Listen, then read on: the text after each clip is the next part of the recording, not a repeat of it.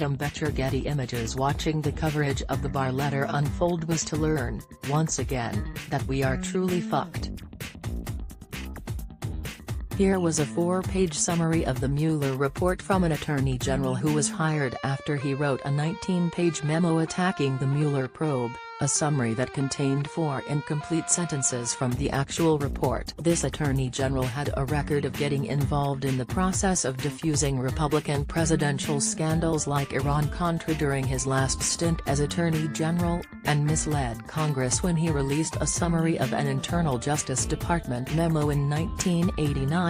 Yet for some reason, even though the president and his administration lie constantly, he fired Attorney General Jeff Sessions for failing to protect him from the probe.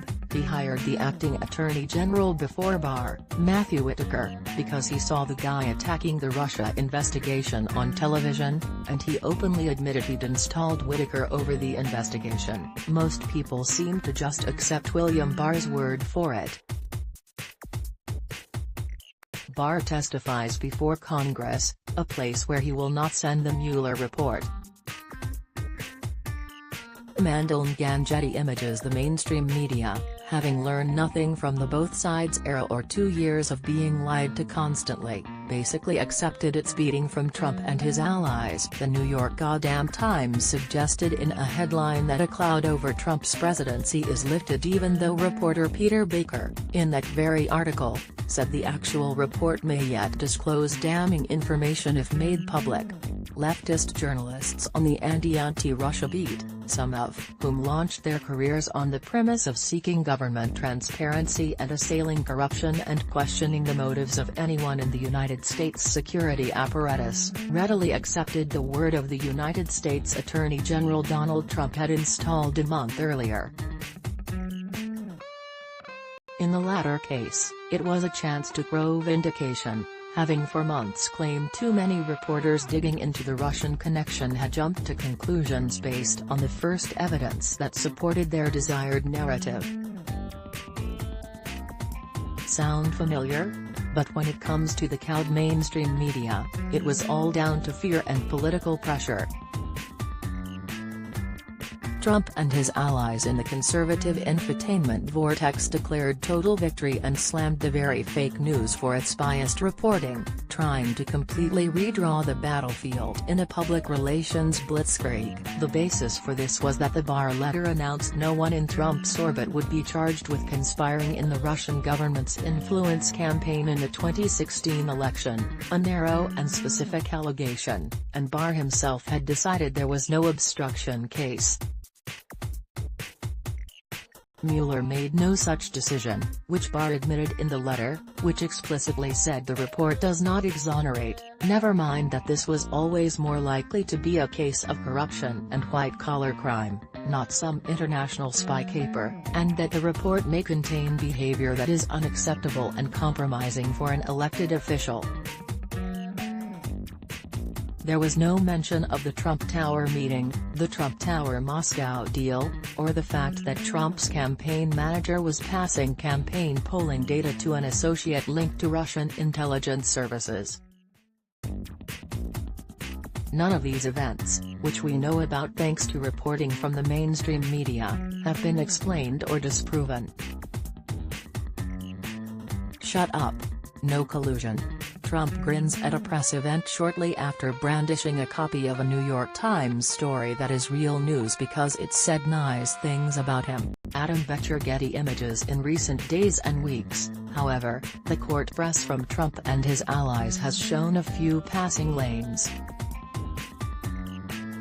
Barr shied away from his initial characterization of his letter as a summary, trying to muddy the waters about what, exactly, he'd produced for the public. He refuses to send an unredacted version of the report to the House Judiciary Committee in Congress, despite it dealing with classified intel all the time. After sitting quietly for a while in the hopes someone would demonstrate an ounce of integrity here, members of Mueller's team have gone public to tell the New York Times that Barr failed to adequately portray the findings of their inquiry and that they were more troubling for President Trump than Mr. Barr indicated.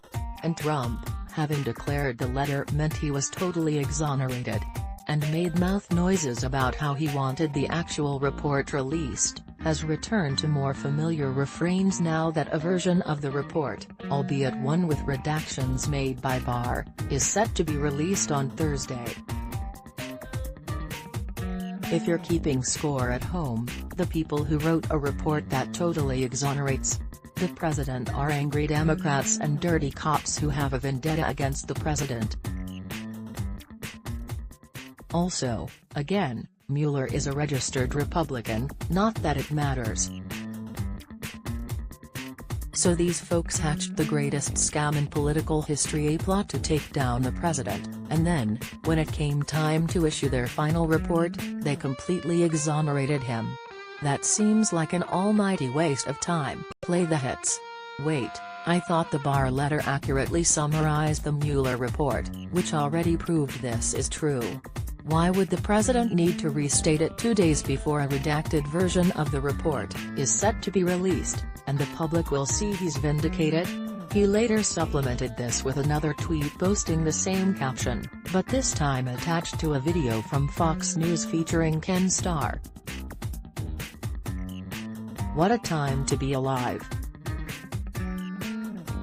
Anyone who took the Barr letter at face value when it was released deserves every ounce of egg that may or may not be headed towards their faces. If you've watched Donald Trump and his minions for the last 3 years and still expect that they are telling the truth when they speak publicly, you're something beyond Charlie Brown with the football.